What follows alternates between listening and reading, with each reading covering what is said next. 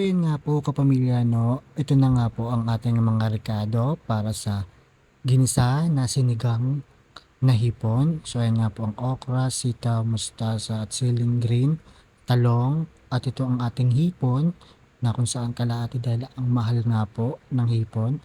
So ayan magpapainit na ako ng, kalan. So ayan nga po ilalapit natin yung, camera para medyo kita yung ating lulutuin. So ayan, ilalapit natin. So yun nga po 'no, inuna ko na ang sibuyas dahil nga po sibuyas lang, hindi kami naglalagay ng bawang.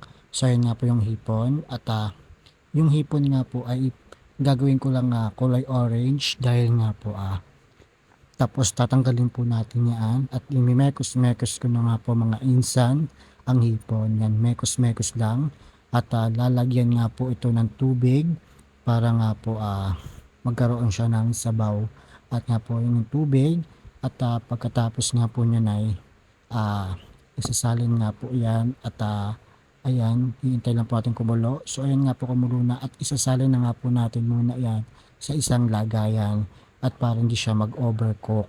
So yun nga po kapamilya 'no, so dadagdagan nga po natin ito ng tubig para dumami nga po yung sabaw. So yan, ayan nga po tatabon at bubuksan, kumulo na at ay susunod na nga po nating palambutin yung mga gulay natin, yung mustasa. So ayan yung mustasa na nga po at, isusunod nga po natin diyan yung mga sitaw. So ayan nga po 'no. So sobrang daming sitaw nga po talagang dinamihan natin ng sitaw para maraming makain na gulay dahil ayan nga po ay masustansya.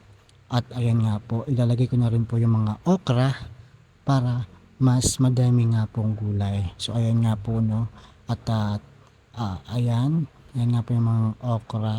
So ang dami nga pong gulay, gulay pa lang ulam na. So ayan bubuksan natin dahil kulo na at ilalagay na nga po natin yung hipon.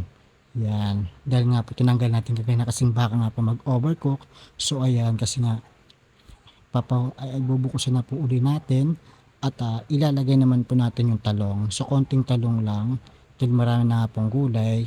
Dahil yung matitira doon sa talong ilalagay naman sa paksiw na isda. So ayan nga po kapamilya, ganyan nga po kadali lang po ako magluto para tipid. So ayan bubuksan uli at talaga ng paminta. Tapos po niyan at, patabunan uli at, bubuksan uli at lalagyan ng asin. So ayan, mekos-mekos lang ating mga insan para nga magkalat ang kanyang lasa. So ayan nga po, isusunod na natin yung pechay dahil wala nga pong kangkong tayong mabili. So pechay po tayo babawi. So ayan, imimekos-mekos lang natin yan para mag-ano yan mga insan. So ayan nga palagyan natin pang asim, kilig. So ayan nga, ibubudbud natin para lalo siyang sumara. So ayan, nga po, patapos na nga po itong ating niluluto, isasarado ko na nga po ulit. At so ayan nga po ang ating finished product, ang ating, ginisa na sinigang sa hipon. So ayan nga po kapamilya 'no, madali nga lang po magluto ng, sinigang sa hipon.